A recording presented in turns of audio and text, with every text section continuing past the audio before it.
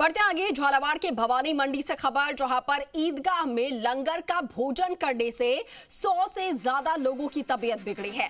विभिन्न अस्पतालों में उन्हें इलाज के लिए भर्ती करवाया गया है और चिकित्सा विभाग के अधिकारी मौके पर पहुंचे। लंगर के भोजन के सैंपल्स लिए गए हैं, जांच के लिए भिजवाए गए हैं और करीब 400 से ज्यादा लोगों को फूड पॉइजनिंग की आशंका है। बड़ी खबर आपको बता रहे हैं, ये भवानी मंडी से, जहां पर एक लंगर में खाना खाने की वजह से 100 से ज्यादा लोगों की तबीयत बिगड़ी है।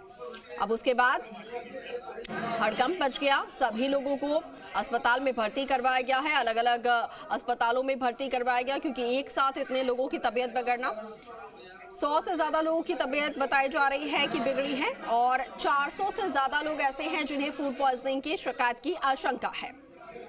तो ईदगाह में लंगर का भोजन इन लोगों ने खाया और उसके बाद से इन्हें उल्टी दस्त की शिकायत हुई।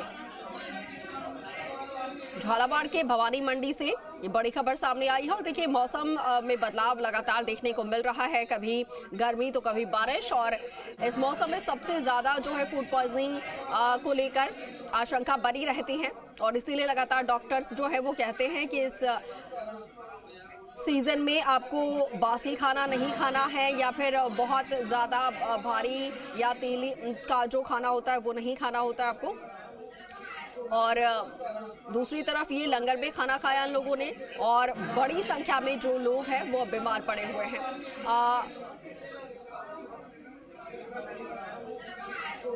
लगातार इनका इलाज जारी है और झालावाड़ से हमारे सहयोगी महेश हमारे साथ है फोन लाइन पर।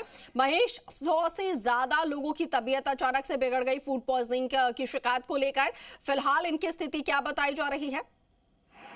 देखिए कशिश, कल का ये पूरा प्रकरण है ईदगाह भवानी मंडी, झालावाड़ जिले का जो भवानी मंडी कस्बा है, वहाँ के ईदगाह पे एक लंगर का आयोजन वहाँ पर किया गया था। करीब 1,500 के आसपास लोगों ने वहाँ पर जो है लंगर में भोजन का किया भी था, लेकिन जिसके बाद ही देर शाम होते होते अचानक से इन लोगों की तबीयत बिगड़ना शुरू हुई। सभी को फूड पॉइजनिंग की शिकायत हुई थी और 100 से अधिक लोग जो है फूड पॉइजनिंग के चलते जिनकी तबीयत बिगड़ी थी वो भवानी मंडी शहर के विभिन्न अस्पतालों में पहुंचे। सरकारी अस्पताल सहित तो सभी जो निजी अस्पताल है वो भी यहाँ पर लगभग सारे फुल हो गए थे और सभी को भर्ती कराया गया। हालांकि किसी की भी हालत अब चिंताजनक नहीं है, सभी की हालत खतरे से बाहर है, लेकिन बड़े संख्या में एक साथ लोगों को फूड पॉइजनिंग होना बड़ी के कारण जो है बड़ी आशंका यहाँ पर जताई गई थी। हालांकि जो लोगों का कहना है कि करीब 400 से अधिक लोगों को ये शिकायत हुई थी, लेकिन जिनको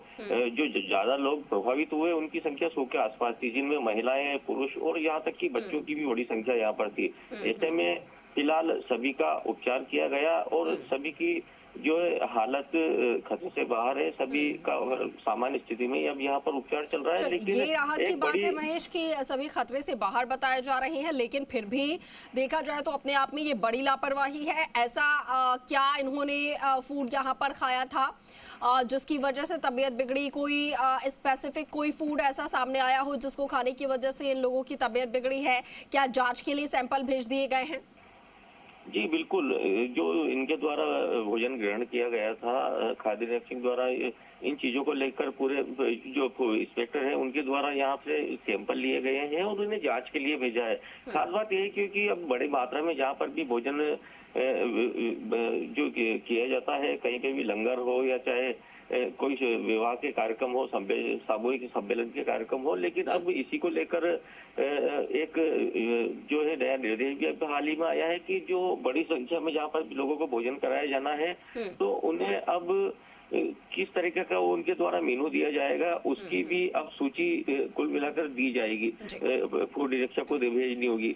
ये इन्हीं घटनाओं को लेकर इस तरीके की जो है अब नया दिशा निर्देश यहाँ पर आया है, लेकिन फिलहाल खतरे से बाहर है और अब जांच की जा रही है कि आखिरकार किस कारण से ये पूरा। ठीक है महेश, शुक्रिया आपका जानकारी साझा करने के लिए। तो फिलहाल देखिए, सैंपल्स ले लिए गए हैं, जांच के लिए भेजे गए हैं। अब जांच रिपोर्ट आने के बाद पता चल पाएगा कि आखिर क्या दिक्कत थी खाने में, क्या बासी खाना था या उसकी गुणवत्ता खराब थी। तमाम सवाल जो रिपोर्ट के बाद ही पता चल पाएंगे।